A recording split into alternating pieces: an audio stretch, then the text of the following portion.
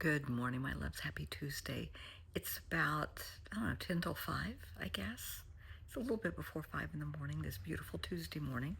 Obviously, it's still dark out, and Finn is sitting here next to me. He's watching Cat TV. Yes, there is such thing as Cat TV. It's like YouTube, and it's just birds and squirrels and rabbits, and it's a big thing if you're a cat. So if he's good, he gets to watch Cat TV every morning while I get ready for work. So, we're going to pick up where we left off last week. We were discussing love, and we discussed a little bit about relationships and about our kids. Now we are going to talk about parents and family. Yeah, that's a big one. Just because you're raised in a family does not, and you may love somebody, but that does not mean that you like them as a person. You don't wish them ill will. You don't want a bus to hit them, a piano to fall on their head. You just don't care for them. And that's okay. Feel whatever you feel. That's fine. You don't have to love anybody. You do not yourself. You have to love yourself. And I hope you have a good relationship with whomever you pray with. Whether that's God, Christ, Allah, whatever works for you. I really hope everybody has a strong connection and a strong love with their higher power. That's important. That keeps us grounded. But we're talking families. And family love is special. It's like you're raised in a litter, like puppies and kitties. And you don't necessarily love each and every one of them. You're raised with them, and then you go out and develop your own relationships, your own home, your own friends, your own family. And you're independent of that. You're separate and apart from that. Now, this is coming from how I was raised.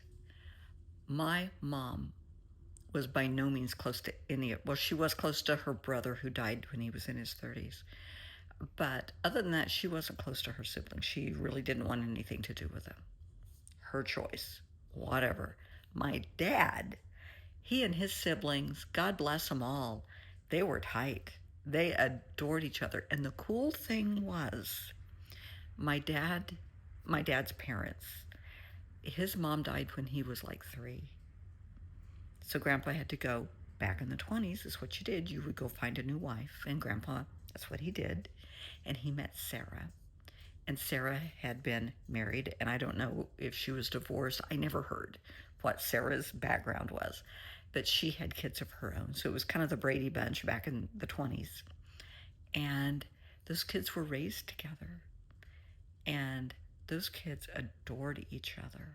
As adults, I guess I'm sure they had their moments growing up on a farm in the 20s.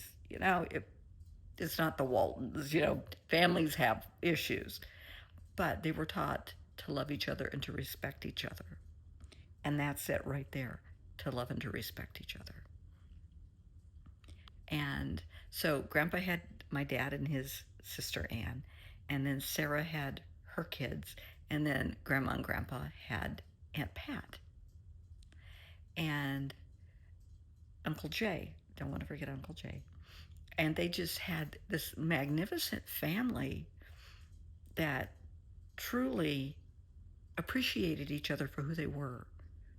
They accepted each other for who they were, for their strengths and for their weaknesses. They didn't care. And I think that's huge in relationships, especially in families, for us to accept each other for who we are. Not who you wish somebody could be, not how you want them to change. Accept them for who they are.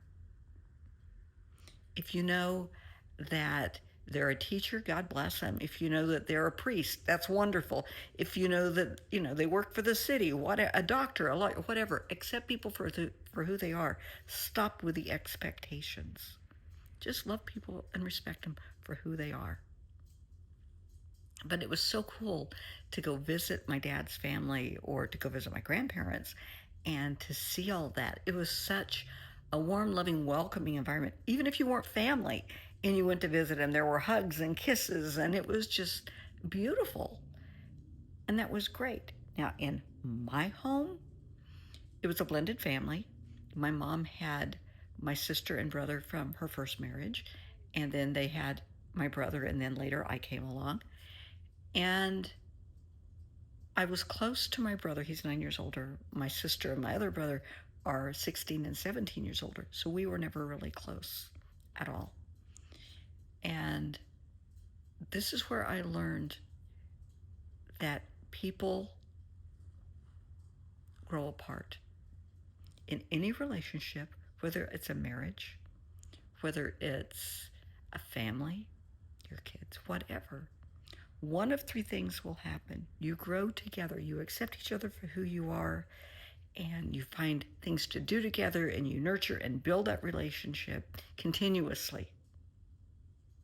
Or you grow stagnant. It's just stale. Nothing to talk about. For couples that are just glorified roommates, whatever. Or you grow apart and you have nothing in common. That's my family. We have nothing in common. Since mom and dad died, we just don't. You can attempt to reach out to people. Everybody has their own lives. They're just not interested. And that's fine. I respect that. And that's okay. So my point is, accept people for who they are. If they want to be part of your life, great. If you want to be part of their life, great. Don't force it. But accept them for who they are. Respect them for who they are. And let it go. Now, later in life, in the 90s, my parents decided to retire because my mom had cancer. And they decided to relocate and to a small community in another state for their final years. Okay. I was the nurse in the family. Yeah. My role was to go down and take my son, move to a new state, to a small community, and to help my parents. And I did. And my older sister asked me, this was probably 2 or 3 years ago, she said, looking back, don't you regret that? No, because for me, I did the right thing. I'm a nurturer. I'm a nurse. I don't regret helping them, being there for them. I was there when my mom passed. I was there when my dad passed. I was there for them every step of the way. I did all that I could. Not necessarily out of obligation. However, I respected them as my parents. And again, that's how I was raised. Mom and dad looked after my mom's parents and grandparents, my aunt. That's just what you did. Not so much cultural, it was respect. So I was just carrying that forward. I do not regret doing that. I did it out of love. That's just a me thing. Not everybody is that way, and that's fine. You don't have to be. But I did it out of love, and I don't regret it. It was different moving to a new community. I haven't asked my son, next time we talk, I guess I should, if he regrets it. Not that I am aware of, not that he has ever voiced, but he may. I don't know. But I did it out of love because that's just me. If I love somebody, I love them with my whole heart, and I accept them for who they are. My parents were not perfect. They did the best they could, like most parents. I can't say all parents, but like most parents. And I appreciated what they did for me, for my son, for my siblings. And I thought it's the least I could do is to repay that. It wasn't an obligation. It was love. I hope that makes sense. And I know there are a lot of families going through similar things. Parents get sick. And it's, what are we going to do? And it's big and it's heavy. Now, I was single, so it wasn't an issue.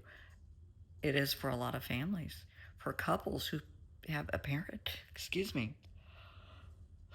the morning yawn, who have a parent who is facing Alzheimer's, cancer, heart disease, whatever, it's big.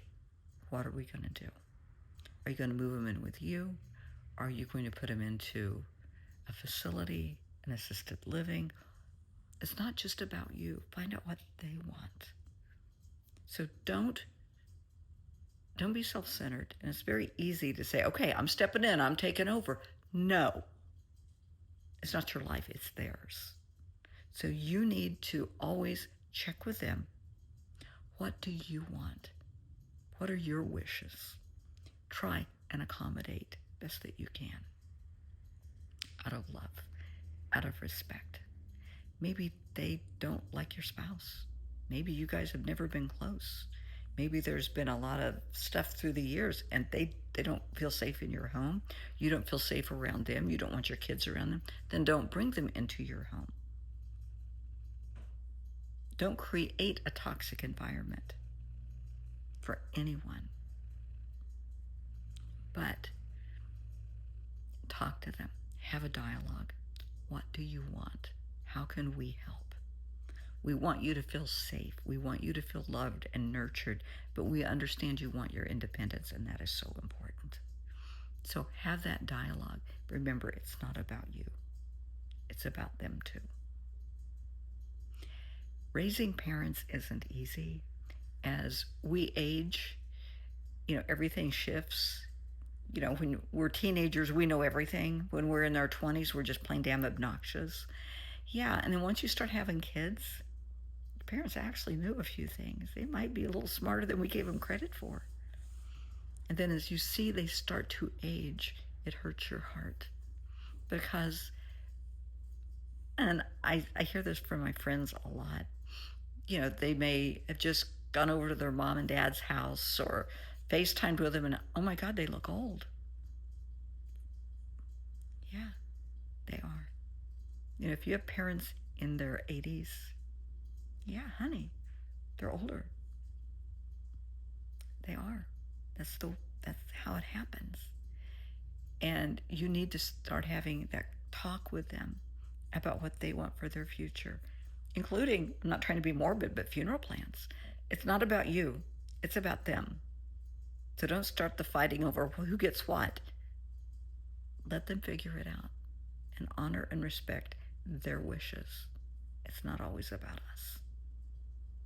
It's about them. It's about respect. Respecting yourself, respecting them, respecting the relationship. Not forcing a relationship if it isn't there. And there are families that when shit hits the fan, they don't want to be involved. That's on them. Don't judge. Accept it for what it is. Let it go. Let it go. Don't start saying, yeah, but you should or you owe. No, it's on them. Let it go. You deal with you in your relationship with them. But whoever doesn't want to be involved, it's on them. Step away. Let them step away. Okay? Trust me. Trust me on this. It's hard watching your parents get old. It's hard when they pass. Because all of a sudden, when my mom died, I still had my dad. And Daddy and I were really close. He was over at my home, for many years, almost every day, because I cook and I bake and he liked what I cook. And I miss that. I miss him coming in the door. Hey, Bryn, what you got for old Dad? You got any cookies? You got any homemade bread? What about those cinnamon rolls? And he would stay and have coffee and we would have a lovely time. And I miss those days. But I know I honored him and I respected him. When he passed, I respected his wishes. It's the least I could do. It's just a me thing. It's how I am. I'm not trying to force my opinions on anybody. I'm just giving you a perspective. It's about love, respect, and accepting people for who they are. Don't force it. If you feel it's been a toxic relationship, let it go. Wish them well. It's not just about you. It's about them and protecting you and your family as well. There are family members that you don't want around your kids. I understand that. You have to protect your family. But I think you can find a balance to make sure somebody's being taken care of. I hope this helps. I hope this makes sense to some people. I'm trying to cram a lot of information in 15 or 20 minutes. It's difficult and it's hard. And I remember when Daddy died, all of a sudden I felt, and let's see, Daddy, he died in 2015, so it's about 10 years ago.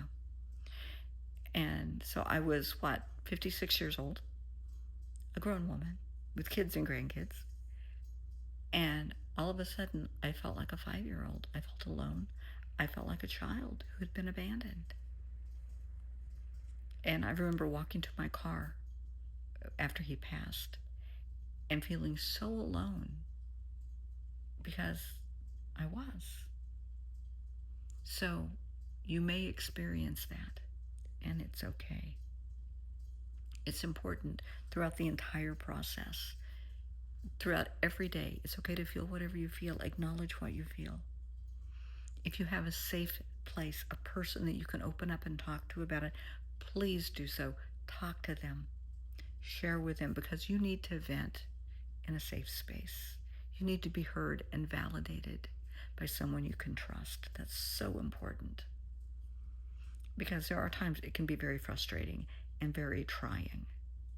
We all know that. If you have parents, if you are a parent, we know it's not easy. It's okay. You just need that safe space. You need somebody to vent to that's going to listen and hear you, not judge you. Just listen with compassion. Just sit with you. And that's okay. But I want you to remember, as you're dealing with your parent, they need that too. They need someone that they can vent to, that they can talk to. It's not just about you, honey. It's about them too. And that's hard for us to remember. They still deserve a life. They have interests. Support that.